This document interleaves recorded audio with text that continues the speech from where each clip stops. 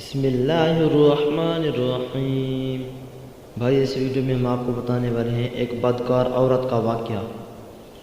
ایک دن حضرت علی بن ابی طالب کرم اللہ وجہ مدینہ کی گلیوں میں چلے جا رہے تھے کہ آپ رضی اللہ عنہ نے دیکھا کہ کچھ لوگ غضب کے حالت میں ایک عورت کو گھسیٹتے جا رہے ہیں۔ وہ عورت خوف کے مارے کانپ رہی ہے۔ حضرت علی رضی اللہ عنہ نے پکار کر کہا، تم اس عورت کو کیوں گھسیٹ رہے ہو؟ لوگوں نے بتایا کہ اس عورت نے بدکاری کی ہے، اس لیے امیر المومنین عمر بن خطاب رضی اللہ عنہ نے اس عورت کو سنگسار کرنے کا حکم دیا۔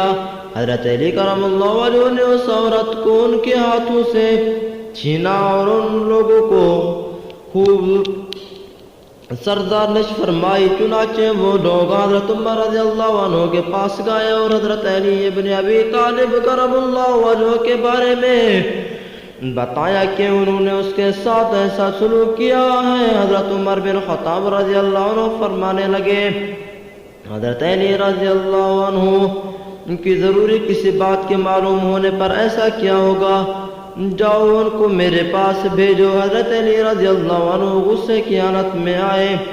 حضرت عمر رضی اللہ عنہ نے اس سے پوچھا، آپ رضی اللہ عنہ نے ان لوگوں کو کیوں واپس کر دیا اور اس بدکار عورت پر حد قائم کرنے سے کیوں منع کیا؟ حضرت علی رضی اللہ عنہ نے کہا کہ اے امیر المومنین، کیا آپ رضی اللہ عنہ نے رسول اللہ صلی اللہ علیہ وسلم کا ارشاد نہیں ہے؟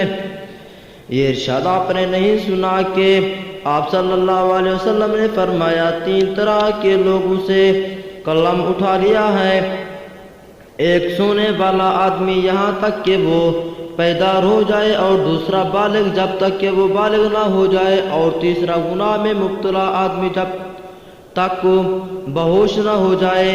حضرت علی رضی اللہ عنہ نے فرمایا کہ ہاں، میں نے یہ ارشاد سرور عالم صلی اللہ علیہ وسلم سے سنا ہے۔ حضرت علی رضی اللہ عنہ نے تبسم فرمایا اور کہا کہ اے امیر المومنین، اس عورت کو کبھی دیوانہ پن کا دورہ پڑتا ہے، ہو سکتا ہے کہ وہ آدمی اس کے پاس اس حالت میں آیا ہوگا، اسے دیوانہ پن کے دورہ پڑا ہو۔ یہ سن کر حضرت عمر رضی اللہ عنہ اس عورت کو رہا کر دیا۔ بھائی اگر ہماری ویڈیو اچھی لگے تو سبسکرائب کرنا مت بھولیں۔